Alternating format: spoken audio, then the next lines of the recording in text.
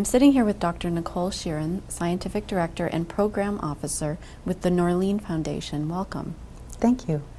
The CFPC and its Research and Education Foundation are very excited to welcome the support of the Norlien Foundation for a new grant known as the Norlien Foundation Grants in Addiction Education.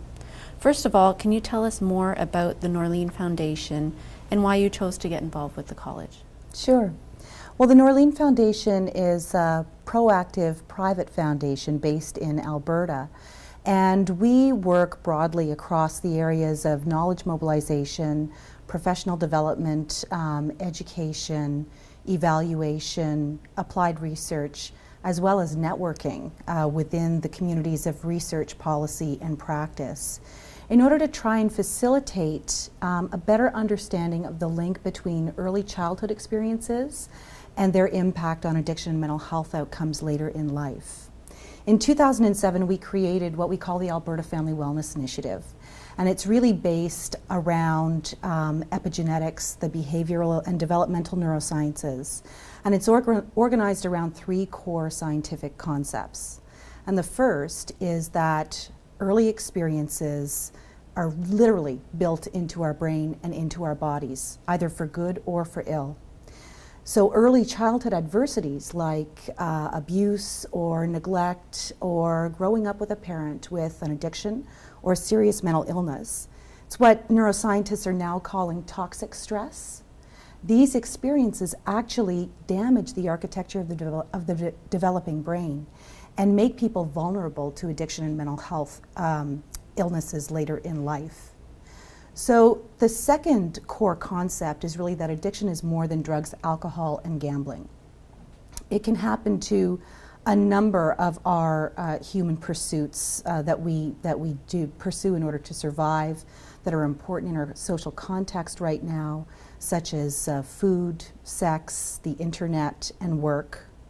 And the last concept is that brains can change. And while it's easier and certainly more cost-effective to get things right the first time, we know that the brain retains elements of plasticity throughout life.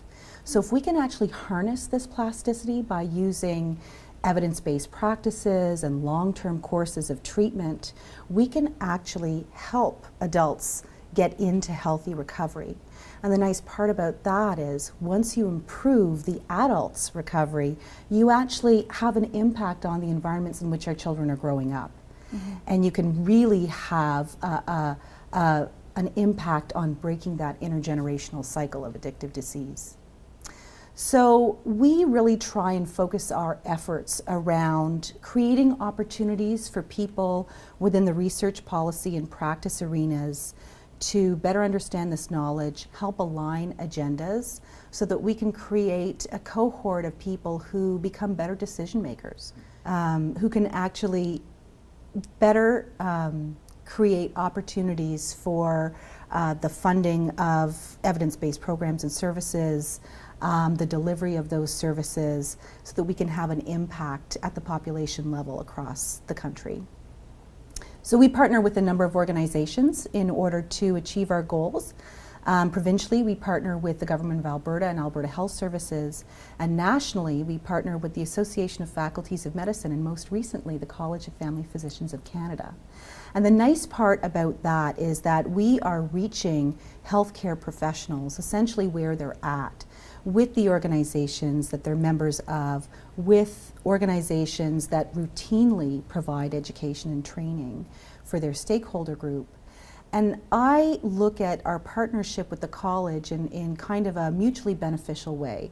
First off, we were able to support addiction education, which the college has indicated that their membership sees as a key area of need. Mm-hmm. But second off, the college is actually able to help us with some of our other programming, making sure that we're reaching physicians in a way that makes sense and providing opportunities and resources for them that they'll actually use. And can you tell us more about the grants and the type of work or research that you hope to support? For instance, what are the criteria for the applicants? Sure. Well, first off, broadly, what we wanted to do was support physicians to get more education in addiction in terms of risk factors, in terms of what constitutes good treatment. Our own research has shown that Canadian physicians receive very little education, either in their undergraduate or postgraduate training. And that means a lot of physicians are ill prepared to manage addictive disease when they see it in their offices. As a matter of fact, a lot of physicians are sometimes ill prepared to recognize it in their patients. So what we're really hoping is that with these grants, we can help to change that, start getting physicians talking to each other, and start to get them much more cognizant about what addiction is and how to support better treatment. So the criteria that we looked at for the applicants, and I have to say, we had so many applicants and all were deserving, but we really looked at people who, first off, were working with a population that had significant addiction issues. Second off, we looked for physicians who were fairly well networked within their communities and actually asked for a plan around how they would disseminate this knowledge to colleagues and others within their sphere of influence. And then we also looked for physicians who were well supported by other mentors who could help them actually move this information into their practice and into their broader sphere of influence.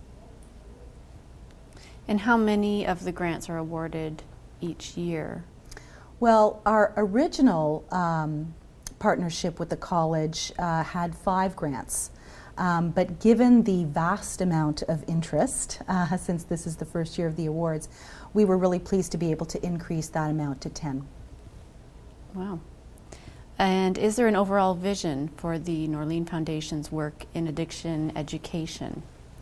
Absolutely. We have been trying to move the core science that I told you about earlier into the research policy and practice arenas. And one of the key groups of healthcare professionals that we want to target are physicians. So we've been working over the past several years to try and develop tools and resources that will be useful for physicians when they're in their undergraduate degrees, when they're at their postgraduate training, as well as when they're practicing. So we've been working closely with the Association of Faculties of Medicine to develop some online tools, such as a primer on the neurobiology of addiction and its treatment. Within that primer, we're housing 18 virtual patients, which will help to showcase within a storyline some of those core concepts that the primer talks about, as well as a series of podcasts which are downloadable, short 15 minutes, and cover the core concepts as well. So we've got these teaching tools which can be embedded within the undergraduate curriculum across Canada.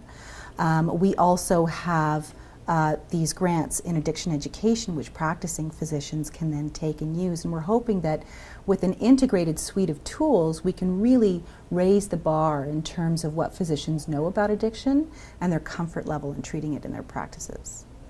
And are those tools available to physicians, or are they more available to the physician educators? The tools will be available through the Association of Faculties of Medicine on their Canadian Healthcare Education Commons website. They're still in development, and I expect that they'll be launched in 2014. So while we will be specifically targeting physician educators to make sure that they're aware of the tools and that they're available for use within the classroom, we would also really like practicing physicians to take a look at them, because I think that, you know, for physicians who are practicing now, and there are, you know, many of them across the country, we think that these tools will be very, very helpful for them as well. We're hoping to get many of those tools accredited as they come online. That's great. We look forward to seeing those. Great, thank you. And the very first Norlien Foundation grants in addiction education were presented at the board dinner on Tuesday, November the 5th. Yes. We could congratulate all of the winners. And viewers can learn more about this year's grants recipients on the CFPC website. Dr. Sheeran, the college values this partnership with the Norlien Foundation, and we thank you very much for taking the time to speak with us today. Thank you. I look forward to attending the program here.